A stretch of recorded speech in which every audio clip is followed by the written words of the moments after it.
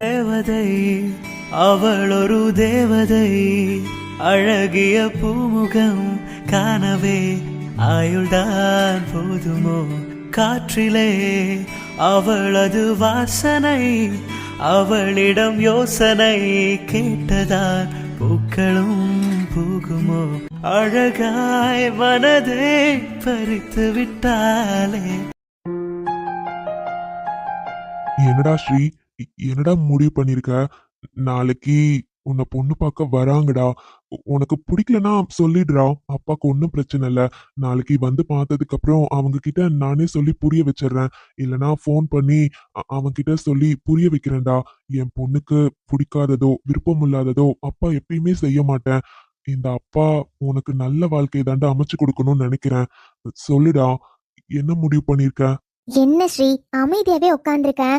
அப்பா உன்கிட்ட இவ்வளவு தூரம் கேட்டுட்டு இருக்காரு. அவர் எவ்வளவு பெரிய மனுஷன், பேசிட்டு இருக்காருல்ல.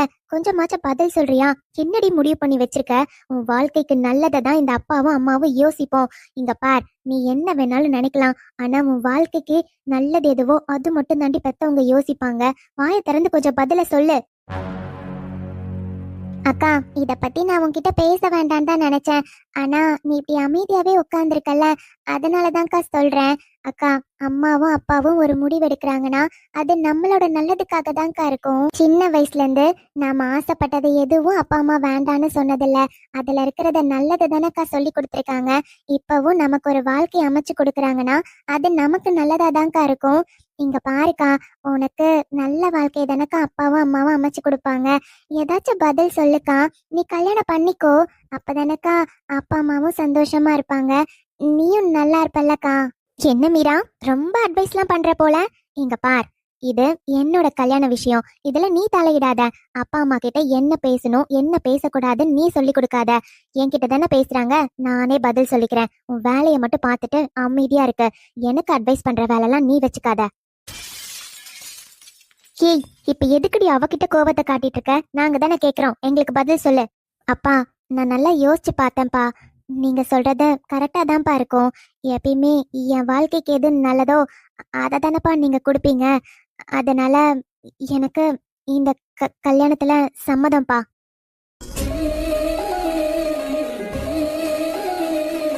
ஸ்ரீகுட்டி, உண்மையாவே உனக்கு சம்மதமாடா? இல்ல அப்பா சொல்றாருன்னு கேக்குறியாடா? இல்லப்பா, எனக்கே தெரியும் எங்க அப்பா எந்த முடிவெடுத்தாலும் எனக்கு அது நல்லதா தான் இருக்கும்னு. நீங்க சொல்றீங்கல்லப்பா, அதனால நான் ஒத்துக்கிறேன்ப்பா. எனக்கு இந்த கல்யாணத்துல சம்மதம்ப்பா. அப்பா, இப்பதான்டா அப்பாக்கு நிம்மதியா இருக்கு. நேத்து இருந்து நீ என்ன பதில் சொல்ல போறியோன்னு அப்பா யோசிச்சுட்டே இருந்தேன். ஒருவேளை உனக்கு பிடிக்கலன்னு சொல்லிட்டீனா எப்படிடா கோபால் கிட்ட என்னண்டா சொல்றதுன்னு யோசிச்சுட்டே இருந்தேன்டா. ஆனா எனக்கு நம்பிக்கை இருந்துச்சு, என் பிள்ளை எப்பவும் என்ன தலகுனிய வைக்க விட மாட்டான்னு. பாத்தியா லட்சுமி, என் பிள்ளை கல்யாணத்துக்கு சரின்னு சொல்லிட்டா. எனக்கு இப்பதான் நிம்மதியா இருக்கு. நாளைக்கு வந்து பொண்ணு பார்த்துட்டு போன உடனே அடுத்த முகூர்த்தத்திலே கல்யாணத்தை வச்சிடணும். என் பிள்ளை சந்தோஷமா வாழ்றத நான் கண் குளிர பாக்கணும். ஆமாங்க, கண்டிப்பா நம்ம பாப்போம். லட்சுமி, அவங்க 11 மணி வாக்குல வரேன்னு சொன்னாங்கல்ல. வீட்லயே பஜ்ஜி போண்டா எல்லாமே செஞ்சிரு, சரியா? அப்புறம் இன்னைக்கு லட்டு பிடிச்சி வச்சல, அதை ஸ்வீட்டுக்கு வச்சுக்கலாம். அப்புறம் கடையில வேற ஒரு ஸ்வீட்டையும் சொல்லிக்கலாம். அப்புறமா காலையில ராணியும் கொஞ்சம் வர சொல்லுமா, உனக்கு ஒத்தாசையா இருக்கும். பாத்தியா, வீட்டுல வேற விசேஷம் நடக்குது. ராணி இருந்தானா உனக்கும் கொஞ்சம் ஒரு கை மாதிரி இருக்கும். பாத்தியா? சரிங்க அத்தை, இப்பவே போன் பண்ணி ராணி கிட்ட சொல்லி வைக்கிறேன். அப்பதான் நாளைக்கு காலையில ரெடியா இருப்பான். சரிம்மா. சரிடா ஸ்ரீ, அப்பாக்கு ரொம்ப சந்தோஷம். இருக்கிற வேலையெல்லாம் அப்பா அம்மா பாட்டி நாங்க பாத்துக்கிறோம், சரியா? நீ போய் நல்லா தூங்கி எந்திரிடா, போ. சரிப்பா. அப்பா என்னன்னா திடீர்னு நாளைக்கு பொண்ணு பார்க்க போறோம்னு சொல்றாரு. அந்த பொண்ணுக்கு நம்மள புடிச்சிருக்கா இல்லையான்னு தெரியல. அவங்க வீட்லயாச்சும் நம்ம போட்டோ காமிச்சாங்களா என்னன்னு தெரியல. நாம தான் போட்டோ பார்க்கலன்னு சொல்லிட்டோம். இருந்தாலும் பொண்ணு பார்க்க போறோம்னா ஏன் இவ்வளவு படபடன்னு இருக்கு? ஃபர்ஸ்ட் டைம் ஒரு பொண்ண. ம் சரி, அதான் நாளைக்கு நேர்லயே போய் பார்க்க போறோம்ல. பார்த்தா அப்பா சொல்றாருன்னா கண்டிப்பா நல்லா தான் இருப்பாங்க. அப்பவே அப்பா போட்டோ காட்டுறேன்னு சொன்னாரு. ச்சே, போட்டோ பார்த்துருக்கலாமோ. வேண்டாம், நேர்ல பார்த்துக்கலாம்னு நினைச்சோம். ஆனா இப்போ நாளைக்கு பொண்ணு பார்க்க போறோம்னு சொன்ன உடனே என்ன, நமக்கு என்னமோ அந்த பொண்ணை பார்க்கணும்னு தோணுதே. போட்டோலாம் பார்த்தா நல்லா இருக்கும்னு தோணுது. ஆனா இப்ப போய் எப்படி கேக்குறது? கேட்டா தப்பா நினைச்சுப்பாங்களோ? சரி, இன்னைக்கு நைட் மட்டும்தானே. நாளைக்கு எப்படியும் போய் அவங்கள நேர்ல பார்க்க தானே போறோம். நேர்ல பார்த்து ஒரு 2 வார்த்தை அவங்க கிட்ட ஸ்ட்ரெயிட்டாவே கேட்டுறணும். அவங்களுக்கு பிடிச்சிருக்கா இல்லையான்னு. ஹாய் அண்ணா. என்னடா எல்லாரும் திடீர்னு இங்க வந்திருக்கீங்க? ஏன்னா நாங்க வரக்கூடாதா என்ன? நீங்க தான் தனியா உட்காந்து ஃபீல் பண்ணிட்டு இருக்கீங்களோ? வந்து டிஸ்டர்ப் பண்ணிட்டோமோ? ம், ம். இவங்க பேசுறதுலே தெரியுது கிண்டல் பண்ண தான் வந்திருக்காங்கன்னு. ஐயோ கார்த்தி. என்னண்ணா கேட்டதுக்கு பதிலே காணோம். நாளைக்கு அண்ணிய பார்க்க போறோம்னு ரொம்ப ஃபீல் பண்ணிட்டு இருக்கீங்களோ? ஆமா இனியா, மாமாக்கு இப்ப மைண்ட் ஃபுல்லா அக்கா கிட்ட தான் இருக்கும்னு நினைக்கிறேன். என்ன மாமா, கரெக்டா? உங்க 2 பேருக்கும் வாய் ரொம்ப அதிகமாயிடுச்சு. வேற வேலையே இல்ல உங்க 2 பேருக்கும். நாளைக்கு அண்ணிய பார்க்க போறோம். இத தவிர இந்த டைம்ல எங்களுக்கு வேற என்ன வேலை இருக்க போகுது சொல்லுங்கண்ணா. ஆமாண்ணா, கேள்விப்பட்டேன். பாவம் அப்பா கூட உங்ககிட்ட போட்டோ காட்டுறேன்னு சொன்னாராம். நீங்க பார்க்கவே இல்லையாமே. அப்பா சொல்ற பொண்ணதான் கல்யாணம் பண்ணிப்பேன் அப்படின்னு சொல்லிட்டீங்களா? அப்பா கீழே உங்களை எவ்வளவு பெருமையா சொல்லிட்டு இருக்காரு தெரியுமா? ஆனா உண்மையாவே நீங்க அண்ணி போட்டோ பார்க்கலையா என்ன?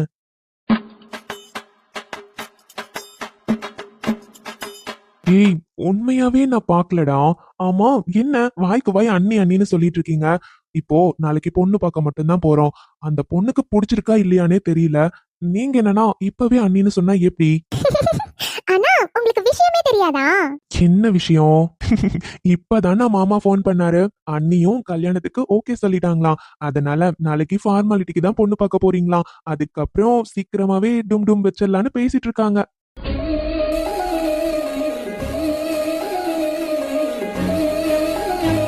என்ன ஓகே சொல்லிட்டாங்களா? ஆமா மாமா, நாங்க என்ன பொய்யா சொல்றோம்? உண்மையதான் மாமா பேசிட்டு இருக்கோம். இப்பதான் மாமா கீழே பேசிட்டு இருந்ததை நாங்க கேட்டுட்டு வரோம். ஓ. அண்ணா நீங்க இன்னுமே அண்ணி போட்டோ பார்க்கவே இல்லல. மிஸ் பண்ணிட்டீங்கண்ணா. உண்மையாவே அண்ணி சூப்பரா இருப்பாங்க தெரியுமா? அவங்க தங்கச்சியுமே சூப்பரா இருப்பாங்க. சரி. என்னது சரியா? இதுக்கு இவ்வளவுதான் ரியாக்ஷனா? இனியா வேற என்ன சொல்ற? அமைதியா இரு. என்ன மாமா வெக்கப்படுறீங்களோ? டேய் ரகு, நீ மட்டும்தான் அமைதியா இருந்த. நீயும் ஆரம்பிச்சிட்டியா? டேய் அதெல்லாம் ஒண்ணும் இல்லடா. நானே டீப் திங்கிங்ல இருக்கேன். பரா, அப்படி என்ன நான் டீப் திங்கிங்ல இருக்கீங்க? அது என்னன்னு நான் சொல்லட்டுமாண்ணா? நாளைக்கு எப்படிடா அவங்கள பார்க்க போறோம், பார்த்து என்னென்னலாம் பேசலான்னு இப்பவே லிஸ்ட் போட்டு ரெடியா வச்சிருப்பீங்களே. இல்ல இனியா, அதெல்லாம் இருக்காது. அண்ணி எப்படி இருப்பாங்க? எல்லாரும் அழகா இருக்காங்க அழகா இருக்காங்கன்னு சொல்றீங்களே, அதனால இப்பவே அண்ணாக்கு பார்க்கணும்னு தோணுது போல. டேய் அதெல்லாம் ஒண்ணும் இல்லடா. நானே சும்மா தான் உட்கார்ந்திருக்கேன். நீங்க என்னன்னா ஷோ பரா மாமா வெக்கப்படுறீங்க போல. அடே, இப்ப நீங்க மட்டும் அமைதியா இல்ல, நான் பாட்டுக்கு எந்திரிச்சு போயிடுவேன். உங்க யாரையாச்சும் இங்க நான் கூப்பிட்டேனா? அமைதியா தானே உட்கார்ந்திருக்கேன். நீங்களா வந்து கிண்டல் மட்டும் பண்றீங்க. அது எப்படின்னா, எங்களுக்கு அண்ணி வர போறாங்க. அப்போ நாங்க எவ்வளவு எக்ஸைட்மெண்டா இருப்போம். இனியா. அட என்னண்ணா நீங்க? இப்பவே அவங்கள அண்ணின்னு தான் நாங்க கூப்பிடுவோம். ஏன்னா உங்க 2 பேருக்குமே கல்யாணம் ஃபிக்ஸ் ஆன மாதிரி தானா. அவங்களும் ஓகே சொல்லிட்டாங்க, நீங்களும் ஓகே சொல்லிட்டீங்க. நாளைக்கு பொண்ணு பாக்குற ஃபங்க்ஷனே ஒரு ஃபார்மாலிட்டி தான். வேணா பாருங்களேன், நாளைக்கே மேரேஜுக்கு டேட்டும் குறிச்சாலும் குறிச்சிருவாங்க. சொல்ல முடியாதுன்னா அடுத்த முகூர்த்தத்துல கூட கல்யாணத்தை வச்சாலும் வச்சிருவாங்க.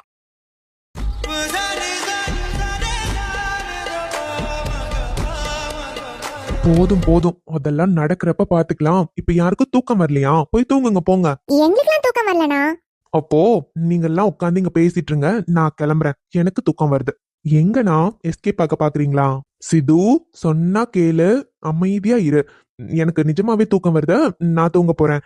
நீங்க எல்லாம் எப்பயோ போய் படுத்தா படுங்க, இல்ல இங்கே உட்காந்து அரட்டை அடிக்கணும்னாலும் அரட்டடிங்க. பா சாமி, என்ன ஆள விடுங்கடா. அண்ணா அண்ணா அண்ணா. அவ்வளவுதான் ஓடிட்டாரு. பாரு, அண்ணாக்கு வெக்கப்பட கூட தெரியுமா?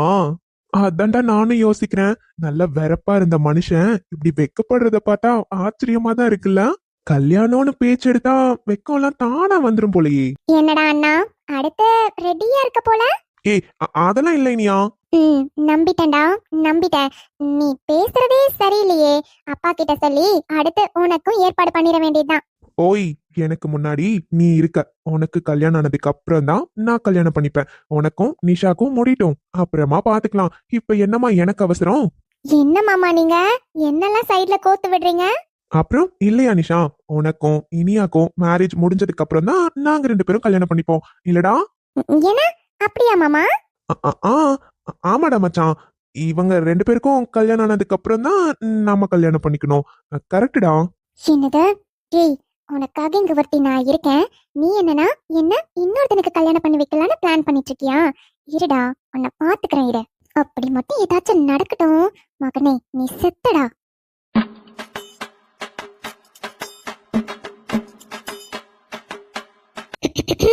உனக்கு இப்ப என்னடி வேணும்? உன் அண்ணனுக்கு எவ்வளவு திமிர் இருந்தா இப்படி சொல்லுவான்? இரு அவனை வச்சுக்கிறேன். இப்படி எல்லாம் சொல்லாதடி, ராட்சசி மாதிரி இப்பயே இப்படி பிஹேவ் பண்றியே. என் அண்ணனுக்கெல்லாம் வைஃபா வந்துட்டா பாவண்டி, எங்க அண்ணா வச்சு செஞ்சிருவ போல. பாவம் தெரியுமா? என் அண்ணா ஒரு அப்பாவி பிள்ளை, வாய் திறந்து யார்கிட்டயுமே சரியா பேச கூட பேசாத. என் அண்ணனுக்கு நீயா? ஐயோ, யாரு உன் அண்ணா அப்பாவி? அத நீ பாத்த? உன் அண்ணாவ ஒரு இடத்துல போய் விட்டுட்டு வந்தா அந்த ஊரையே விட்டுட்டு வந்துருவான். இங்க பாருடி, உங்க அண்ணா கூட மட்டும் எனக்கு கல்யாணம் நடக்காம வேற ஏதாச்சும் ஏற்பாடு பண்ணட்டும், அப்புறம் வச்சுக்கிறேன் உங்க அண்ணாவை. அப்போ மேடம் ரெடியா தான் இருக்கீங்க போலயே. அப்படின்னு சொல்லல, ஆனா எனக்கு ஓகே தான்ப்பா. அடி பாவி.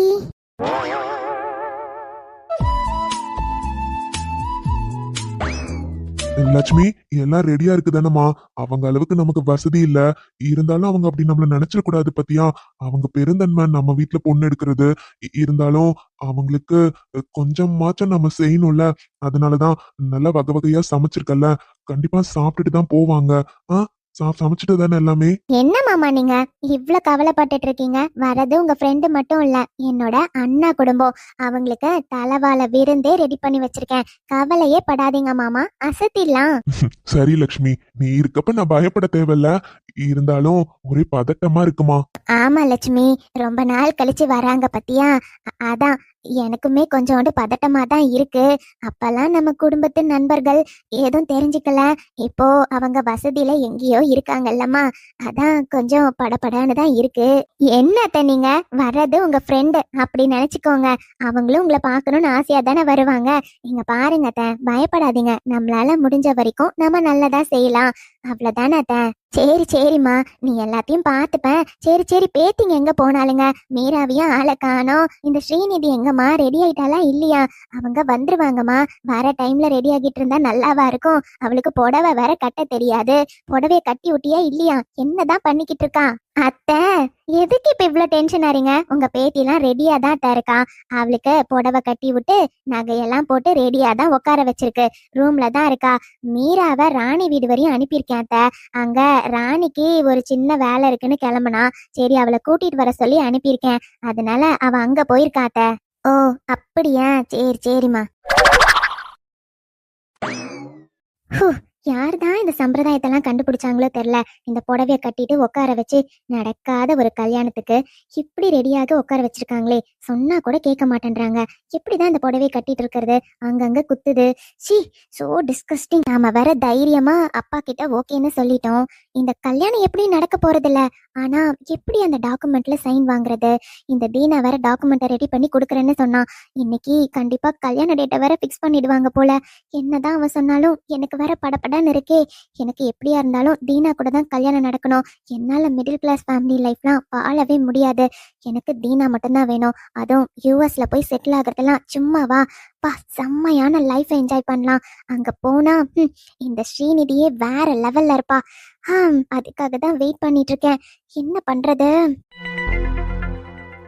நாங்க பிளான் போடுற மாதிரி எப்படியாச்சும் அப்பா கிட்ட இருந்து இந்த வீட்டை மட்டும் எழுதி வாங்கிட்டா அதுவே எனக்கு போதும். சீக்கிரமா எனக்கும் தீனாக்கும் கல்யாணம் ஆகிடும். இல்லைனா தான் பிரச்சனை. எப்படியாச்சும் நான் நினைச்சதெல்லாம் நடக்கும், கண்டிப்பா நடக்கும். அத நான் நடத்தி காட்டுவேன். அதுக்காக எந்த எல்லைக்கும் நான் போவேன். என்னால இந்த மிடில் கிளாஸ் லைஃபை வாழவே முடியாது. கண்டிப்பா எனக்கு ரிச்சான லைஃப் தான், அதுவும் அப்ராட்ல இருக்க லைஃப் தான் வேணும்.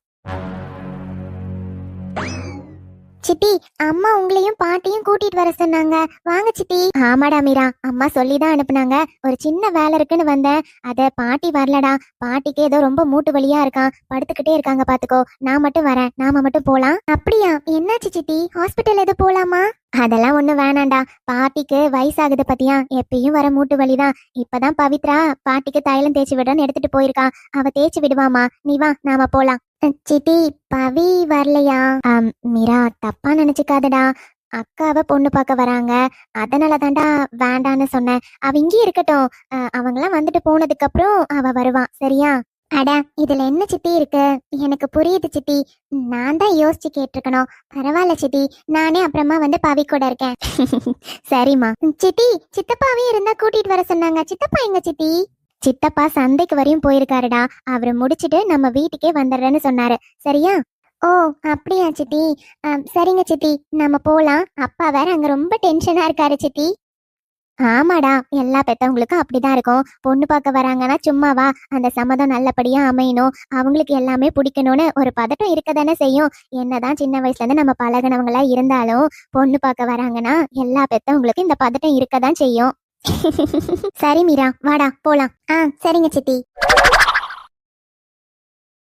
வணக்கம் உறவுகளே. இன்னைக்கு எல்லாருமே இந்த வீடியோ பார்த்துருப்பீங்க. இந்த வீடியோ பத்தின கருத்துக்கள் கண்டிப்பா கமெண்ட்ல சொல்லுங்க. எனக்கே தெரியுதுங்க, கதை கொஞ்சம் இப்படிதான் போகும். போக போக நீங்க ஆசைப்படுறதும் நடக்கும். ஸோ கொஞ்சம் வெயிட் பண்ணி பொறுமையா பாருங்க. கண்டிப்பா இந்த கதை உங்களுக்கு பிடிக்கும்னு எனக்கு நம்பிக்கை இருக்கு.